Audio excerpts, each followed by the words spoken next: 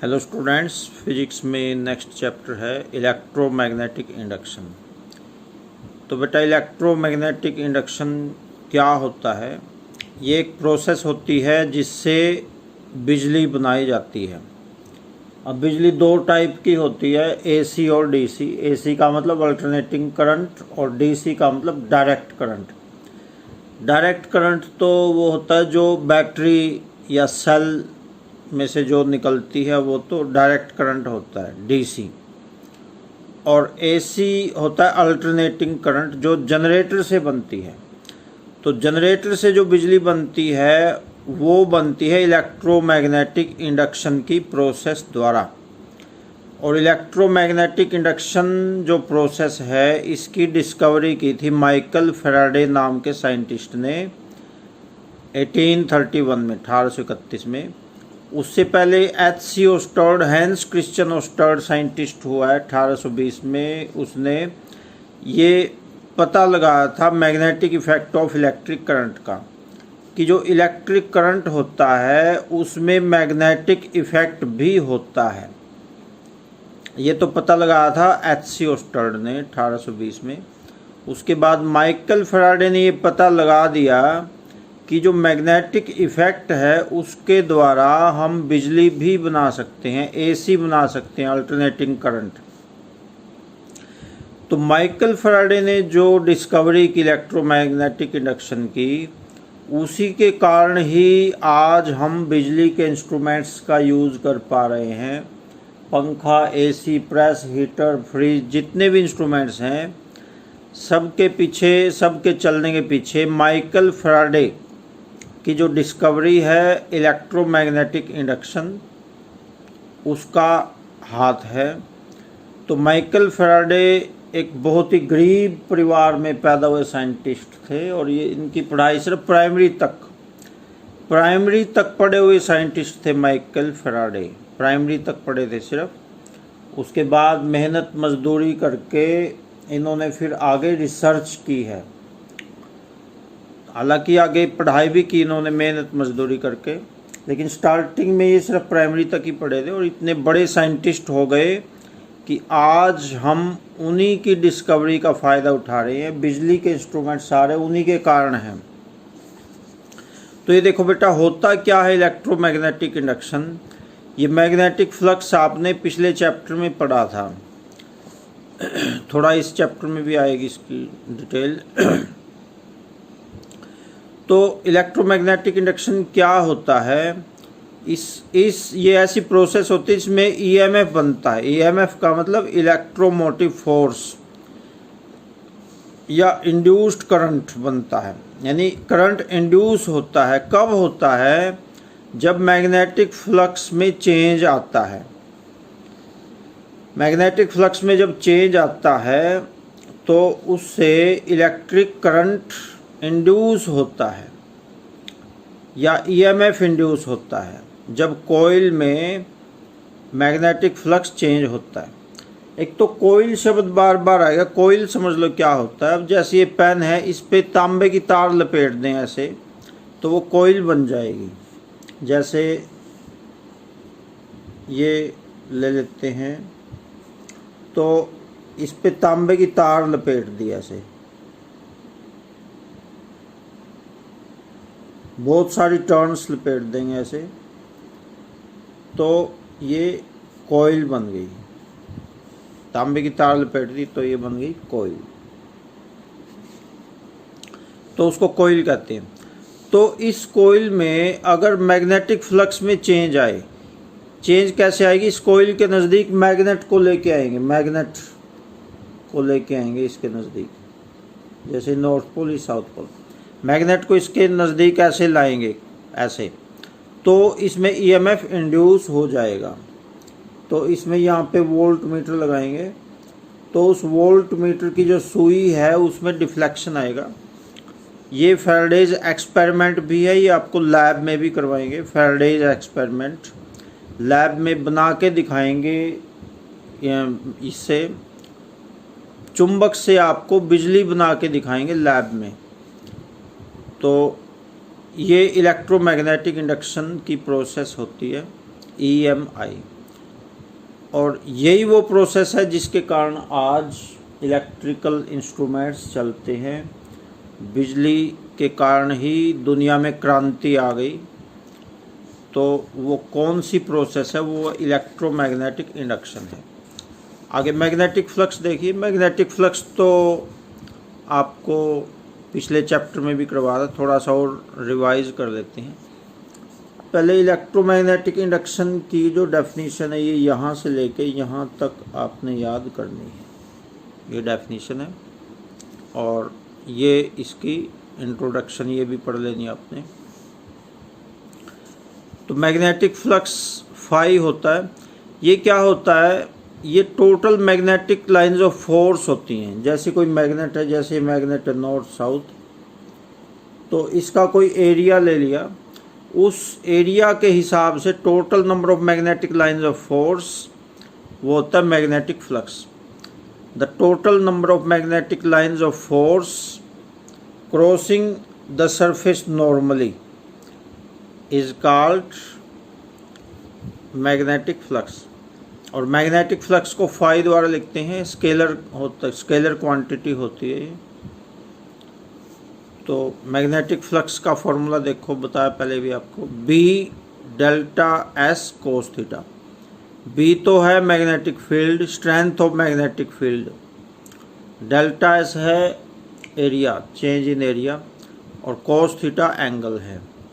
तो ये magnetic flux का फॉर्मूला ये भी याद करना है आपने।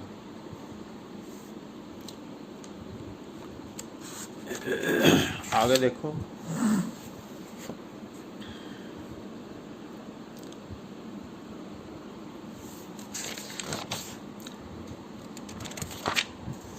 तो मैग्नेटिक फ्लक्स है जो इसकी यूनिट वेबर होती है। वेबर का मतलब होता है टेस्ला मीटर स्क्वायर। देखो मैग्नेटिक फ्लक्स यह भी बता था, B delta S cos theta. तो बी यानी magnetic field, strength of magnetic field की तो यूनिट होती है टेस्ला।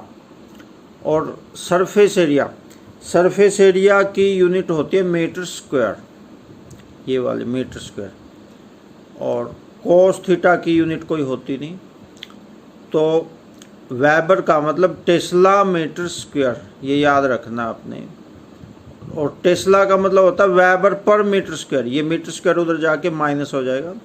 वेबर पर मीटर स्क्वायर ये तो होता है टेस्ला, और वेबर होता है टेस्ला मीटर स्क्वायर, ये याद रखना आपने। तो वेबर की डेफिनेशन भी बना सकते हैं।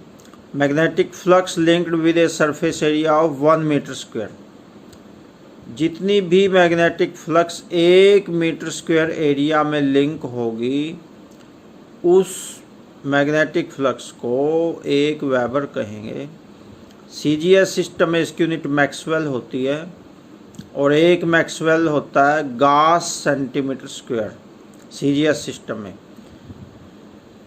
क्योंकि सीजीएस सिस्टम में जो मैग्नेटिक ये है, मैग्नेटिक फील्ड की यूनिट तो होती है गॉस, और एरिया की यूनिट होती है सेंटीमीटर स्क्वायर। तो 1 मैक्सवेल का मतलब गॉस सेंटीमीटर स्क्वायर। और 1 वेबर होता है, ये भी याद रखना है। ये छोटे एक नंबर में आ सकते हैं इस टाइप के क्वेश्चंस।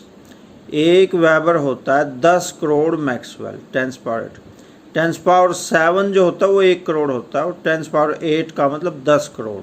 10 करोड़ मैक्सवेल होता है 1 वेबर।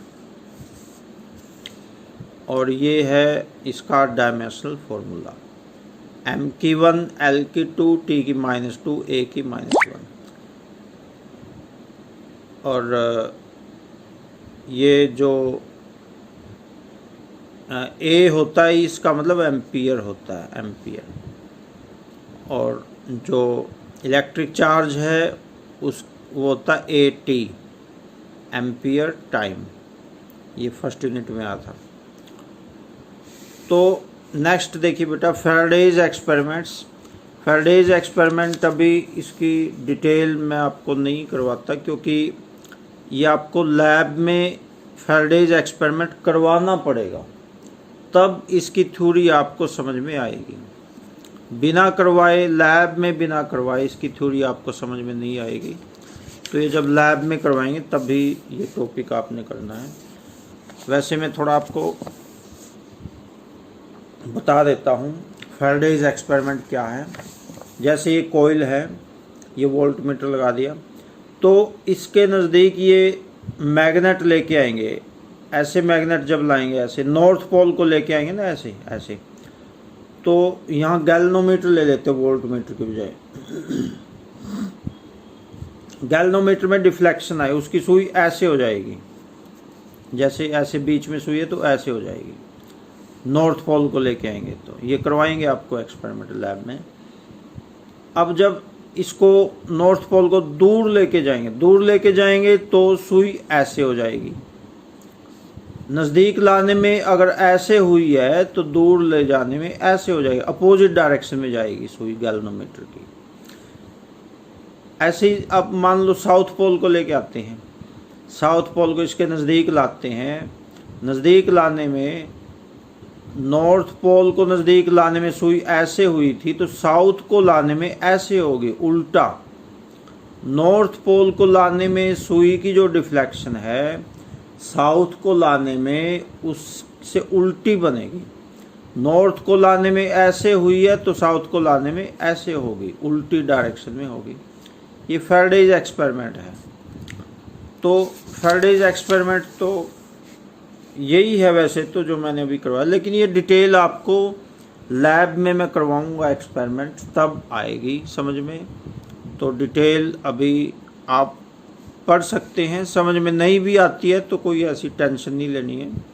ये आपको बाद में जब क्लास शुरू हो जाएगी तब ये आपको डिटेल में करवाएंगे, क्योंकि लैब के बिना ये समझ में नहीं आएगी थ्योरी। वैसे इसको अभी ना ही करे तो अच्छा है, बाद में कर लेंगे इसको। आगे फैराडेज लॉज कर लेते हैं। फैराडेज लॉज बहुत इंपॉर्टेंट टॉपिक है। देखो, when ever magnetic flux linked with A current changes induced EMF is produced. Magnetic flux, ये तो वही है मैग्नेटिक इंडक्शन, इलेक्ट्रोमैग्नेटिक इंडक्शन। जब मैग्नेटिक फ्लक्स सर्किट के साथ लिंक हुई अगर चेंज होती है तो ईएमएफ प्रोड्यूस होता है। मैग्नेटिक फ्लक्स चेंज होती है तो ईएमएफ प्रोड्यूस होता है। मैग्नेटिक फ्लक्स में चेंज कैसे आएगा? जब जो कॉइल है उसके नज़दीक मैग्नेट को लाते हैं तो वही चेंज होता है। अभी जैसे आपको बताया था मैंने, देखो कॉइल के नज़दीक मैग्नेट को लेके आते हैं, नज़दीक मैग्नेट को लाते हैं ऐसे, तो वही चेंज होता है, वही मैग्नेटिक फ्लक्स का चेंज होता है। Change in magnetic flux bar bar use होगा तो वही है। मैग्नेट को जब नज़दीक लाएंगे या दूर ले जाएंगे तो वही होता है मैग्नेटिक फ्लक्स में चेंज। दूसरा देखो, तो मैग्नेटिक फ्लक्स में चेंज जब तक होता रहेगा तभी तक ही ईएमएफ इंड्यूस होगा। दूसरा नियम, अगर मैग्नेट को ऐसे हिलाना छोड़ दें तो गैल्वेनोमीटर में डिफ्लेक्शन 0 आ जाएगा। यानी जब तक मैग्नेट को ऐसे हिला रहे हैं तभी तक ही ईएमएफ इंड्यूस होगा।